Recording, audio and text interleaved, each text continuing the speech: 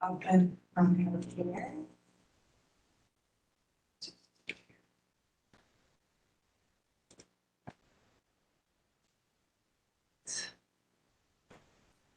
Welcome, everybody. We'll get started here since it is 9 a.m. Hello, thank you for joining today's webinar reviewing our new Growing Tomorrow's Tree Care Professionals Grant. My name is Madison Masucci.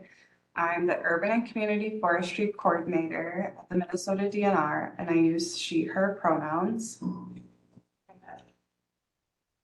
Jump into the WebEx accessibility side of things.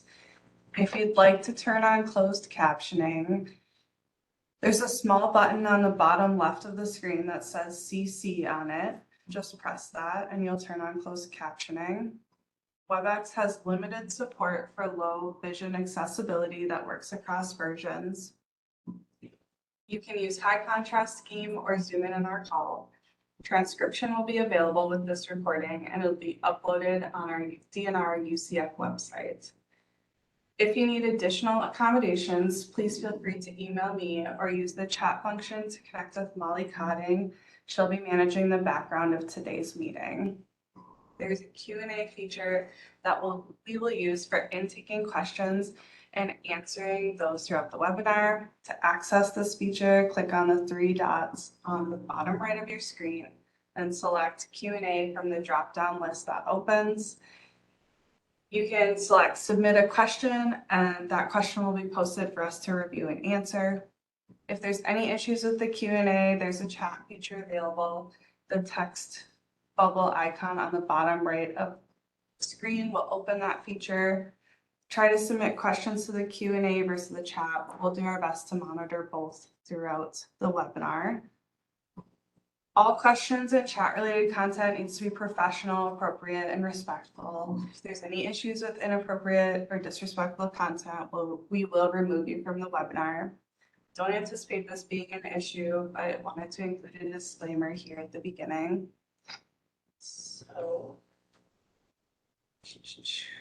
we will go through an introduction to the grant, review the request for application, review the actual application form and the budget form, and then open it up for a Q&A section.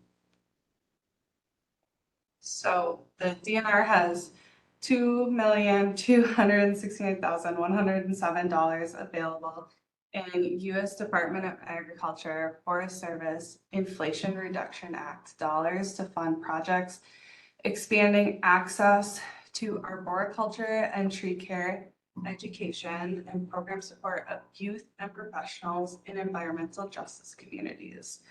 The Inflation Reduction Act funding is focused on benefiting communities that are experiencing environmental injustice. To be eligible for this grant, 100% of grant-funded actions need to benefit communities identified by our environmental justice screening tool. Communities identified in this screening tool shown here for this grant have experienced environmental injustices and consistently experienced barriers to accessing adequate tree care education, resources, and training. This funding will help to create workforce development opportunities for members of environmental justice communities within the tree care industry. The long-term goal of this grant is to create career pathways in environmental justice communities that have historically had underinvestment in urban and community forestry canopy establish and maintenance, career opportunities, and resources. So to determine if your community is eligible in applying for this grant, you can open up the screening tool and zoom into your community. If your community is within a shaded polygon on the map that the legend says eligible, you're eligible to apply for this funding. You can view the legend for the map on the right side of the page. If you have questions on interpreting the map, please feel free to ask them at the end of the webinar or submit questions to our UCF email that would be provided at the end of the webinar. The data for this screening tool was compiled from 3 different mapping sources, including the Council on Environmental Quality's Climate and Economic Justice Screening Tool, Minnesota Pollution Control Agency's Understanding Environmental Justice in Minnesota map, and the EPA's Environmental Justice and Mapping Tool, EJ Screen. We will now review the request for application document and go over the specifications for this grant in more detail. We will not read through every section of the request for applications in this webinar, so please ensure that you review all pertinent information before submitting an application.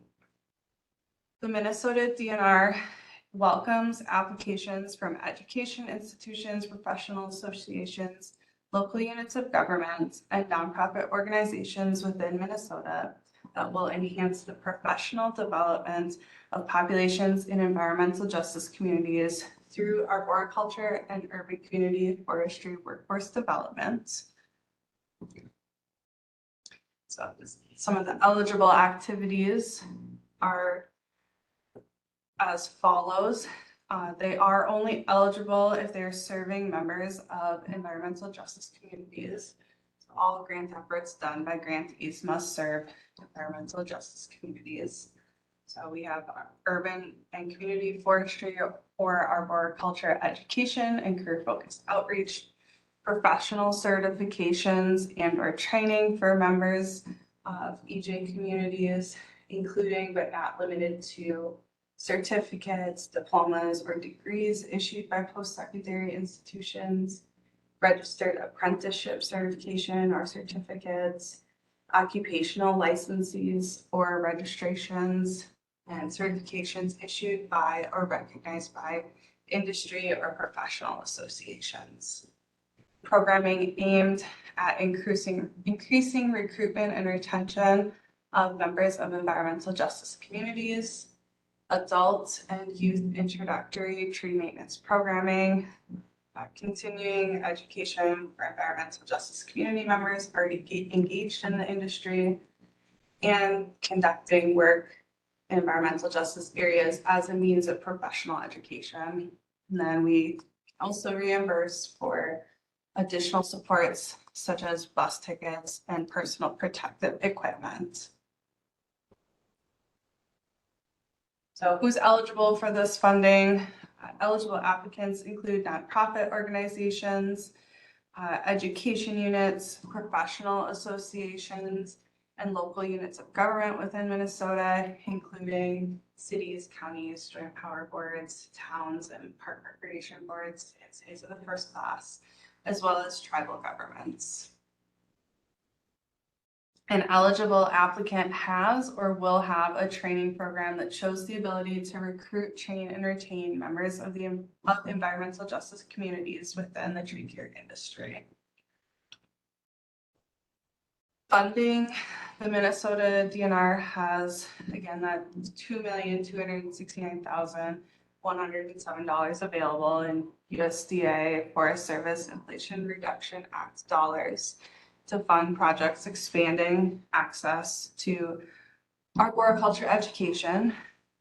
There's no minimum to the dollar amount applicants can request, and the maximum funded will be $500,000. Funding will be allocated through a competitive grant process with review by a committee representing content and community specialists with regional knowledge. DNR expects to contact selected grantees by November 5th, 2024. If selected, grantees may only incur eligible expenditures after the grant contract is fully executed and the grant has reached its effective date. There is no match required for this program. Match attached to applications will not be scored as part of the proposal for the programs. Please don't submit any match. Right. So minimum requirements or qualifications. Applicants must meet the minimum requirements to be considered for this grant opportunity. Please review those minimum qualifications within the request for applications in depth before submitting an application.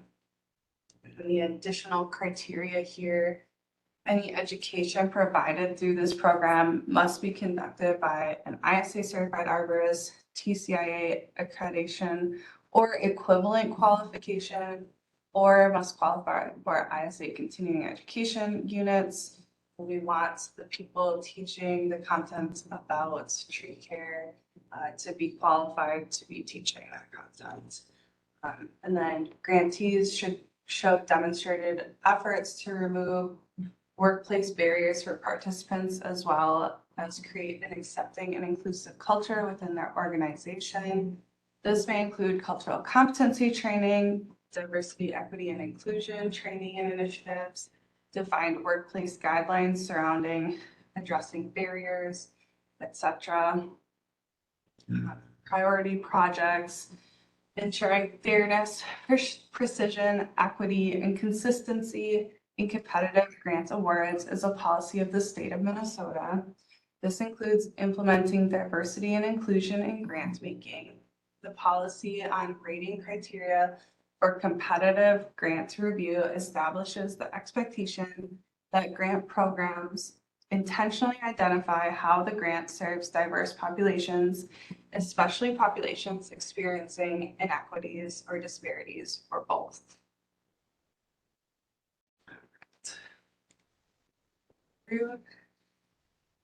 So eligible project expenses are those incurred through project activities that are directly related and necessary to produce the outcomes described in your project application. Grant funds can be used for, but will not be limited to, materials and staff time used to educate, engage, conduct outreach to EJ communities, those additional support expenses, materials and staff time used to recruit and retain members of environmental justice communities within the field of urban and community forestry and arboriculture, and then materials and staff time used to provide introductory training and ongoing professional development to members of environmental justice communities. Take a sip here. Right, so the ineligible project expenses include, but they're not limited to, costs incurred prior to the start date on the fully executed grant. So you need to wait until everything has been signed and executed to be able to get reimbursed for anything. We will not reimburse for purchasing of land or easements, capital expenditures, items with a unit cost of $5,000 or more, such as buildings, vehicles, or permanent structures. Experimental practices not approved by the DNR. Any questions about additional eligible or ineligible expenses can be directed to our UCF email. Again, we'll provide that at the end of the webinar here. So when filling out the application, ensure all sections are completed and the application is submitted by the deadline. We'll get into the timeline for all of this in a little bit. Pay close attention to the requested information and respond to all questions. Detailed responses and completeness are strongly encouraged. If funded, application answers will become a grantee's work plan. So make sure enough information is provided, especially in the timeline and budget sections, to serve as a complete work plan. Grantees will need to meet the objectives stated in their work plans by the end of the grant program. Clearly demonstrate how the application connects to eligible activities and make sure that no ineligible project expenses are listed for grant funding. A complete application will consist of the following documents: the application form, your Exhibit A, that will be what turns into your work plan. It's a Word document. Please follow the formatting requirements. The second document will be a budget sheet. It's an Excel sheet. It's also formatted. Please don't change that format. Just add additional lines as needed. And then the third part of the application, if you're collaborating with an outside organization, you need to have a letter of support in any format to show that you have that community support or have that organization support. Okay, so the timeline for this grant is listed below. So a UCF grant steering committee made up of natural resources, forestry staff, and select stakeholders will recommend projects and award amounts. The steering committee will evaluate all eligible and complete applications received by the deadline. The DNR will review all committee recommendations and is responsible for final award decisions. The award decisions of DNR are final and not subject to appeal. So below is the timeline. So the RFA was posted open for applications last Thursday, August 22nd.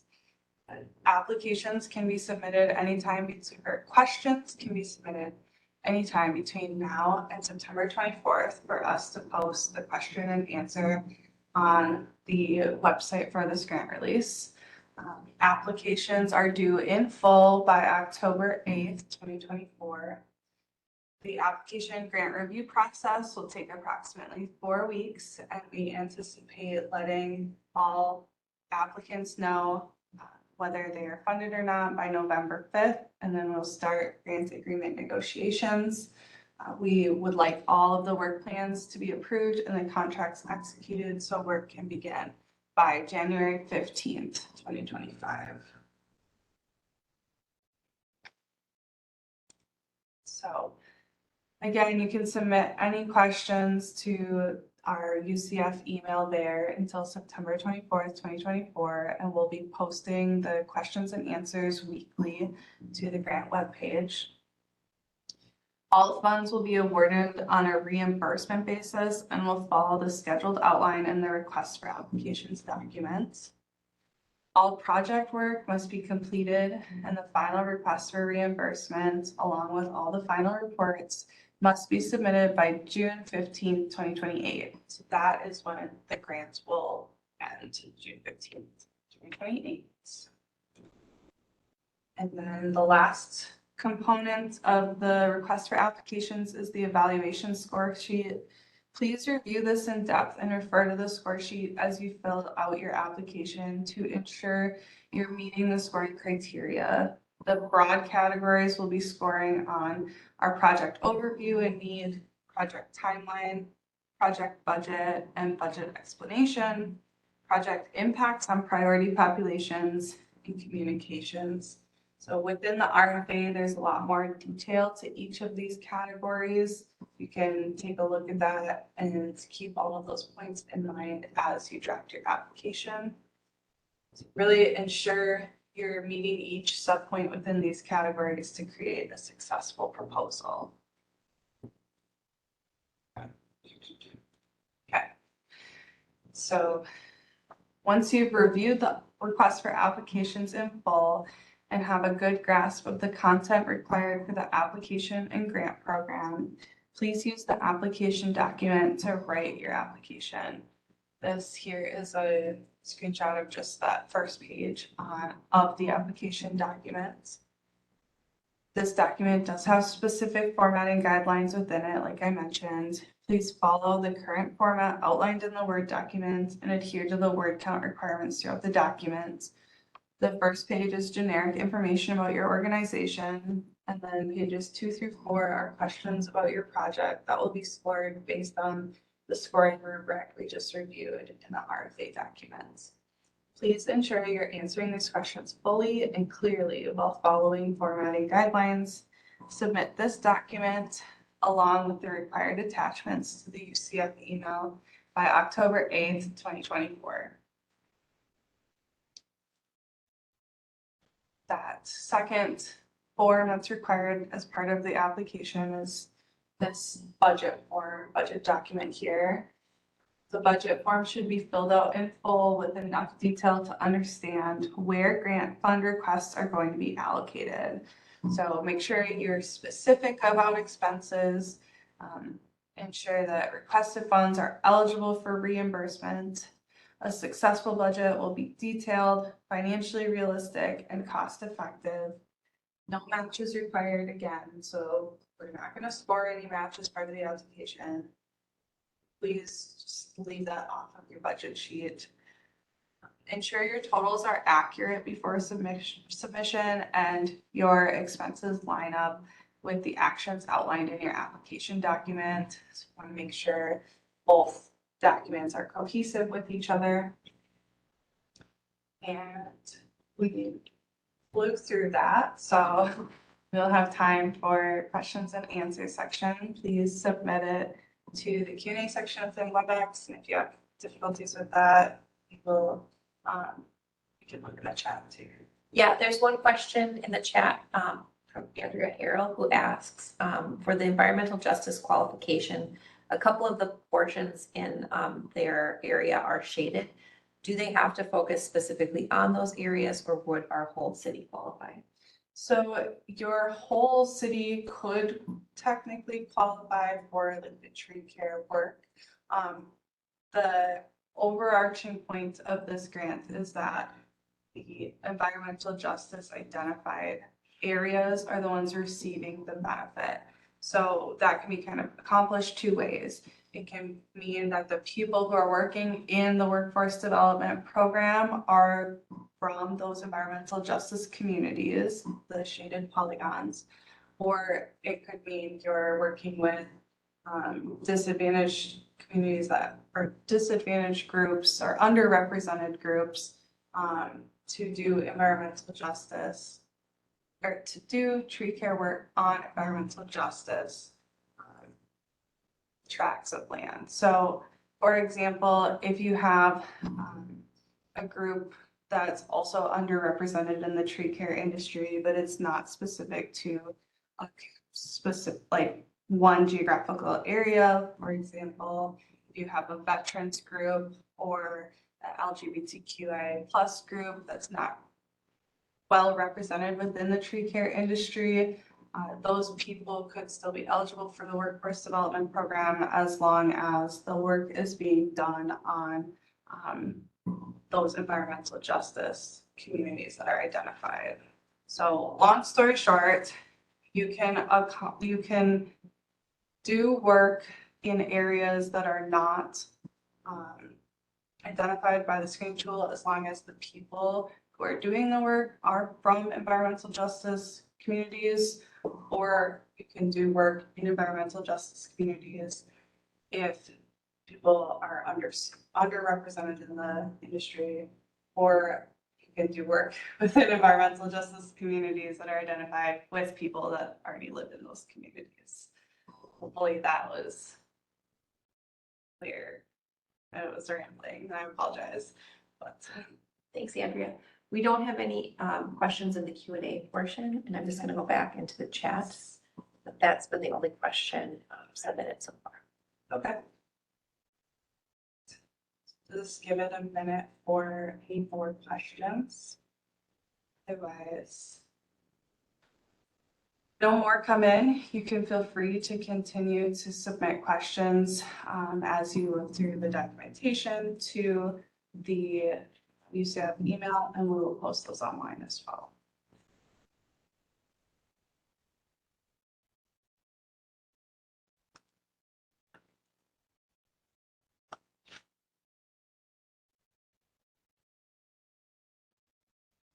Okay, I think that's it. Thanks. Well, I'll give you guys back a half hour of your day, and thank you. Oh, oops. 1, 2, 5. Thank you for your time. And again, if you have anything to follow up, please feel free to email our DNR UCF email, and feel free to check out that webpage for more information. Thank you.